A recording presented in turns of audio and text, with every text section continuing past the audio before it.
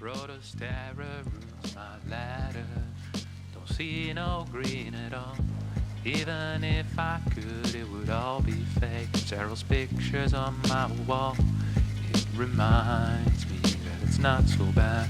It's not so bad. Dear Harstem, I wrote you but you still ain't calling. I left my cell, my pager and my home phone at the bottom.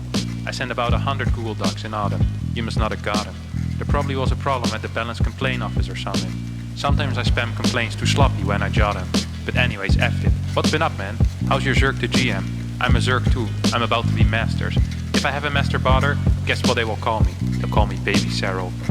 I just had a game versus a Protoss effort though. He wasn't doing anything. I did all that I could and was 10 times above his skill level. There was no storm he could have hit. I know you probably hear this every day, but I'm sick of Skytos camping and sitting doing nothing.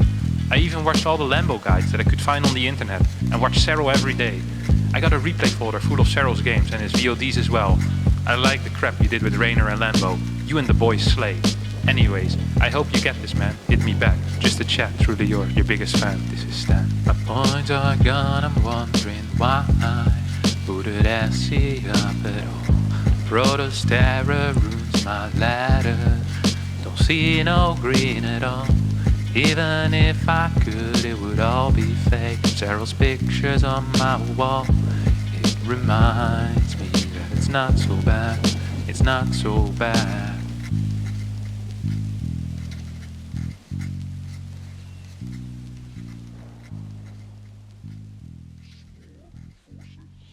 Alright, that was quite the balance complaint.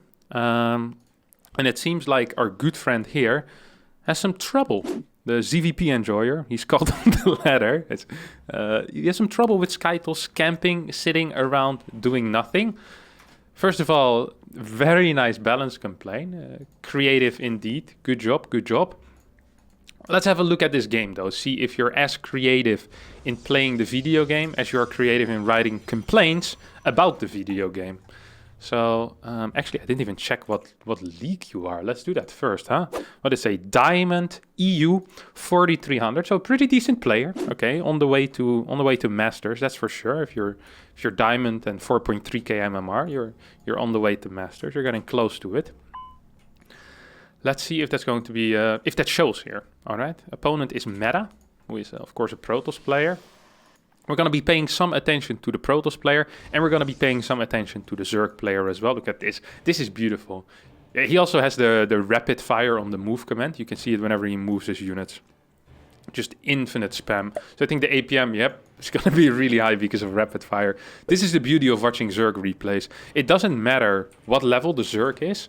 If the Zerg knows about rapid fire, they're going to have 1900 average APM. Look at this. This guy's Diamond with his 300 APM, just rapid firing his life away, spamming rally points and spamming other move commands. You absolutely love to see it. All right. This is not a bad game to start with. Look at this. Look at this harassment. This guy's doing a pretty decent job harassing with the probe. I'm kind of impressed by that. Going to be seeing actual build orders as well, as we've hit a part of the ladder here where people tend to employ real build orders. I think usually above 4K, 4.1K, at least the first 4 to 5 minutes tend to be relatively standard. After that, all bets are off and you can do whatever you want again. But the first 4 minutes, they really do like their systematic approach in doing build orders that they've copied from professional players or from non-professional players or from players that cosplay as professional players, you know, the whole range of people that you can learn from. And it looks like both players have an opener that makes some sense, at least. And that's always nice to see, already to start with, you know. I do like that. Double queens coming out, and then he'll start his speed. Curious to see if he's going to take the forward base or if he's going to expand in a triangle. That's always kind of important. So the triangle expansion, I think, is much preferred in ZVP at least. Sometimes you see the forward one if they want to do an ill-advised queen attack. But so far he's not sending... He hasn't started his speed either yet. So wants to get the hatchery and then go into speed. Meanwhile, at the Protoss side, we see the standard Stargate behind the natural. Honestly, I have nothing to complain so far. Both of these players seem to absolutely know what they're doing. He loses his worker. Unfortunate, but also not the end of the world. Maybe for a cheeky scout. So we see the Zerg go around with this Zergling to try and get some information with that bad boy. Third hatchery is built on location.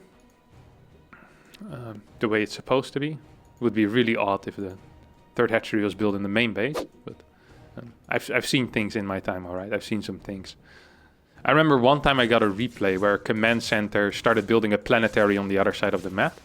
And ever since then, I haven't been the same. I didn't quite realize how deep the pit goes. There's a movie called, I think it's called The Hole, El Hoya, or something like this. I think it's a Spanish movie. And the concept of this movie is that you have a lot of layers where people live. It's like a prison. And at the top layer comes a mess. It's called a platform, actually, not the hole. The platform is what it's called. It's a platform with lots of food in it, okay? And the people on the top floor, you get placed on a different floor every single month, and the people of the top floor get to eat first, and then the platform goes to the next floor, basically, and it keeps going down. And if you're at the bottom, you basically have no food left. So, yeah, I always thought that there was an end to that pit as well in StarCraft 2, where eventually, you know, at the bottom of that prison, there's nothing anymore, and the platform will have to go back up to be refilled eventually.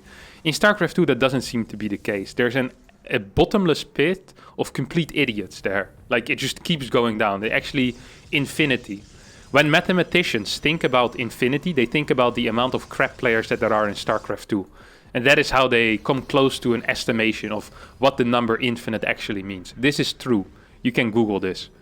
Don't do that. All right. This opener now makes no sense anymore. So we started with a Sensical opener from this Protoss, and then he built 2 sentries while he needs to be affording his expensive, his gas-intensive tech, and probably more Stargate units. So I'm very curious to see what he's going to be doing. Unless this is like an Immortal push, this doesn't make a lot of sense. Meanwhile, the Zerg player is playing a pretty standard game. It's a good worker count, spreading some creep across the map. He has close to 0 information right now. He saw the second gate start. That is something. His spores are really late as well. Has absolutely no Overlord threat, which makes sense because there is a Void Ray out.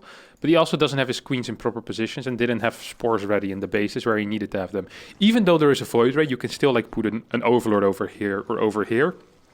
Maybe over here. So you have at least some extra vision of where these oracles, or in this case, this single oracle might be coming from. Extra gas is being taken all at the same time. This is obviously the optimal solution usually. So the way that it works in StarCraft 2 is that the one resource that provides economy is minerals. So the longer you're mining minerals, the more resources, it's like it snowballs into more resources, because everything you need to build to gather more resources requires minerals. Nothing requires gas. Think of queens, hatcheries, drones, extractors, anything that could provide you with more economy requires minerals, never gas. So the longer you can delay your gas mining, the better your economy is going to be. And that is always the goal of any Zerg player, and in general, most, also with Terran. With Protoss a little less, because all of our good units require gas, so we do want to get gas pretty quickly. But as long as you can delay the gas, you want to be delaying it as a Zerg. And we've seen ZVP Enjoyer has been doing a pretty decent job at that. His third base is extremely late. He's been floating 900 minerals. Which makes no sense. And I'm not quite sure why he's doing that either. He hasn't scouted gases yet either. So actually everything he's been doing it's been a little bit risky, as the scouting has been mediocre. He just went up to a very high work count. Takes this base as a 4th base. I don't like this, and no one really likes this because it's a bad 4th base. It's a relatively short path to attack. It isn't easy to expand from here to anything else. Like, this is an outside base, and this ramp down makes it potentially vulnerable to force field. There's not a very wide angle where you can engage with a big amount of roaches. Imagine the Protoss over here. Storms could be very powerful aggressively, and it's difficult to get creep here as well, which means that this is just a prime location to attack. I'd always say pick this middle base. You can clear the rocks and basically have a 360 surround. Easy 5th base. You have access to potentially this base as well once you get this down, and creep spread just progresses very naturally on from there. So not a huge fan of this. Also way oversaturated for anything happening yet. 1800 minerals in the bank. Now, this looks bad. Okay, and it actually is bad. I was gonna say, if he has the larva available... What? Why? Okay.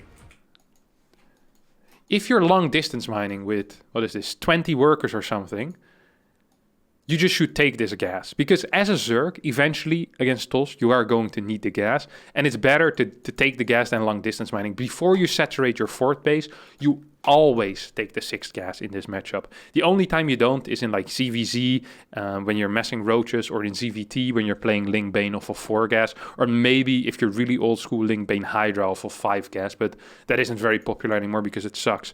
Otherwise, always get your 6 gas faster. And in this case, definitely get your 6 gas faster. Another thing I would like to get your attention to is I've mentioned this many times before for other races, where I always say, hey, if you're struggling with spending your money, just get extra production. I know it's really cool when you see Serral and Lambo and Dark having 4 hatcheries and they always have 10 minerals because they have perfect inject, okay? If you don't have perfect inject, just get an extra hatchery in your main base. And once you realize that you can spend all your money with that, and maybe you're lacking money, then you can take it away again once you reach a higher level. But there's absolutely no shame in spending all your money very quickly. In real life, I would not suggest that. But in StarCraft 2, try to spend your money as fast as you can. Sometimes you can save larva if you have like 1800 minerals and 1800 gas in the bank, and you want to wait until you can build 18 Mutalisk, then yeah, that's completely fine. But otherwise, I wouldn't say that's a absolutely great idea. You have scouted absolutely nothing about your opponent's composition, so you don't really know a lot. You know, there's a couple of gateways, but you don't know much more. Going into 7 gas now while still having this gas. This is actually a little bit annoying because actually all of your transitions as a Zerg, especially once you go into Hive for things like Lurkers or even like something like Banelings, you require a crap ton of gas as Zerg into that mid to late game transition stage. In the mid game, perhaps not so much, but in that mid to late game transition, you're going to be getting 2-3 upgrades at the same time. You're going to be getting a Hive. You'll be getting gas units that you need to invest in. Now, here we see something as well that is always so interesting to me. So basically, you decide to go for a timing attack here, right? You're maxing out on an army that is relatively easily replaceable and doesn't scale well into a late game. And yet, you're not attacking with it. So you're basically doing a timing attack, but you're not attacking, and you're not hitting a timing. And the word... or the phrase timing attack consists of 2 words and you're doing neither. So the moment you're doing a timing attack, hit at the correct timing. And that timing was either the moment you hit max, or if you would have timed this out a little bit better with +2. Now you're already delayed, well, what was it? Maybe 20 seconds or so?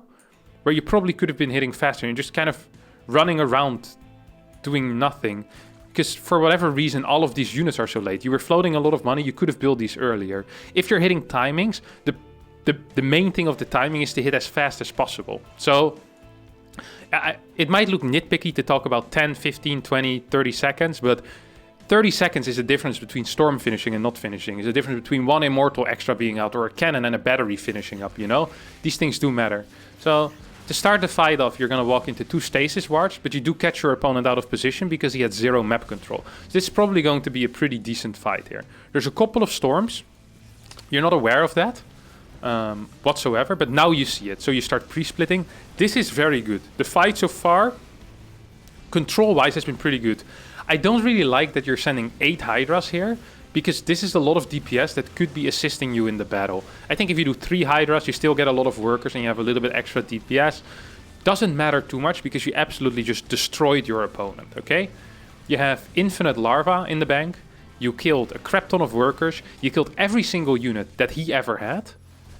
And you completely burst open this base. So at this point, what I would recommend is you did your damage with the first push, your +2 just finished, is you just go again immediately into the same location, okay? And the reason you want to go into the same location is because you already busted this open. You know there is no wall here anymore, which gives you free entry here. It allows you to make a very big concave over here as well. Well, at the other bases, there's still a stasis ward here, there's 4 cannons, there's 2 batteries, and even though it might be a surprise that you show up there, very often, if you completely burst through like you just did, you killed all of his important units, it's just better to go into the same spot exactly, right? It's if you dig a hole, basically, the first day, because you're trying to get to water, then sure, the ground might be very surprised and be like, oh no, he's gonna dig at a different site now. If you do that the next day, but it doesn't make a lot of sense because you already have this massive hole that you just dug, and as we see, you actually are going to be going here. I was kind of afraid of this. This is something you see a lot at lower levels. So you're now attacking into cannons. First of all, it gives your opponent quite a lot of time to respond to that. And also it's going to give this army a pretty decent position here in this choke. This is nice to defend. Gets a couple of decent storms. You're completely clumped up. You send 10 roaches here and they won't be able to do anything. So I feel like this fight should have been completely one-sided. If you fight in the open, you're just absolutely gonna destroy him, no chance. Now he at least got some kills. It still wasn't a great fight for him. You guys are equal right now in the unit loss stat, but it just wasn't that great of a fight for you. Or well, it was a good fight, but it should have been fantastic. You should have just A-moved all over him, won the game. Actually, you just won the game anyway, so it doesn't really matter. I'm curious to see how you're going to lose this game. Should obviously be mining from this gas. Once again, you're lacking a little bit of gas in total. The earlier you get those gases going, the better. You're already on, well, you should be on 10 gas. That's exactly what you're doing. That's good. That actually is really good. Going into Hive as well, I would suggest even already having the Hive at this point and having a second Evo chamber so you can get carapace upgrades now that you see carriers. Very often carriers, if there's carapace upgrades, they don't do too well, especially if there's not a good Templar count or there's no disruptors. Your opponent has none of that. Carapace helps so much against interceptors. Just like plus attack upgrades would help a lot for your opponent, but he isn't doing that. So would Carapace really help for you. Now at this point, you're still working with these armies that are easy to replace for you, are relatively cheap, and you can build them very quickly. So you just should continuously be attacking into this. Like the moment you have a new army, you go, as long as you're trading semi-okay, because you're completely outmining your opponent, especially in the gas department. So you go in, I really do like this. I think this is a fantastic call. And now you basically, after the second day, you dug your second hole. Rather than digging a third hole, trying to go in here, you decide, okay, I'm going to go here again. And you see, no cannons, no batteries, no storms. You're just straight up going to walk through. I really do like that. And as you kill this fort base, you now know that your opponent truly has nothing. So you could start thinking, there's a couple of things you could do. You could either really prepare for a longer late game, or you can just keep pushing the issue again and again and again, and keep trading cost efficiently or semi-cost efficiently, because you're double outmining your opponent. If you want to be trading, the only thing that matters is time. You need to go as fast as possible. And you can still keep going in and do things behind it. So you're getting a Spire, you can get a second Evo chamber, go up to 12 gases, you know, that type of stuff, as long as you're trading semi-okay. The only thing is that as long as you're building Hydralisk, you need to be trading quick and you need to be trading semi-cost efficiently. Okay, at least I would say 1 to 1.5 or something like that. So for every 100 resources you lose, you need to lose 150. It's not quite the case here, I think. I think you lost, well, actually, it almost seems okay. At this point, however, you didn't kill, so you need to realize here what happened in this fight, okay? So in this fight, what you kill is mainly interceptors, a couple of stalkers, and maybe you shot half a carrier, did you? No, there's no carrier down yet, so probably not. And you didn't kill Templar either. So your opponent kept a lot of its assets that do well against an army that consists of mainly Hydras, especially if he wouldn't have morphed his Templar into Archons immediately. I would not suggest going straight back into Hydra again. You could get a couple of Hydras, or you could get a bunch of Hydras again, but you need to add something to it because the trades aren't going well anymore. And in that case, I'd probably say, well, add a couple of Vipers here, perhaps start thinking of getting some Lurkers so you can deal with the ground, and then your Hydra Viper can deal with the air. That way you can transition out of Hydras into a composition that, especially against a 3-base Protoss, is going to be absolutely viable. It's not the greatest, and at higher levels, I'd always say eventually you need to go into Double Spire, Corruptor, Viper, but at this level, anything up until like 6k MMR, which is like top 50, top 60, a Hydra Lurker Viper is going to be do absolutely fine against any Protoss player, because the control of their Templar is too tricky, because the range of the Lurker is very large. You can just kind of fly around with these Vipers and grab stuff. Now you go into 23 Corruptors and Hydras, and both of these units have a similar purpose. They're there, well, the Hydra is there to kill interceptors and eventually win a game, or to abduct a unit and then kill that unit specifically. And the Corruptor is also there only to deal with the carrier. Right now, you have nothing that deals with the ground. which could potentially be dangerous if your opponent decides to attack at this point, or you're forced into a fight at this point. Also, the complete lack of Vipers is really pissing me off. The Viper is like the High Templar of Protoss. It is absolutely vital in the army. Sure, there are games you can win without the High Templar, and sure, there are games you can win without the Viper, but it just makes life a lot easier if you do get those units. You're going to be going for... This run by is really nice if your opponent has 8 bases and is extremely spread out, but your opponent has 1.5 mining base, so you're just going to give him a lot of your units. And this is not really the transition that you want. If you're transitioning out of an army, you want to either do it gradually and slowly get rid of these units, or you want to just continue and build on that army with like a Hydra Lurker Viper. Even though, like I said, at high level, not the greatest composition, but definitely viable. No second Spire either for Carapace upgrades, which is a mistake. You're getting Broodlords now.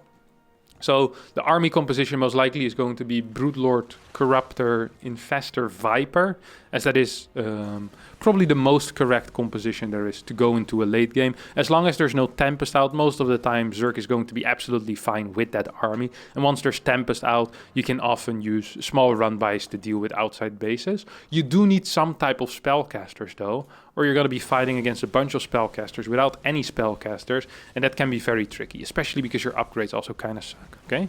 Go forward with the Broodlords and with the Corruptors. You can tank a couple of Storms.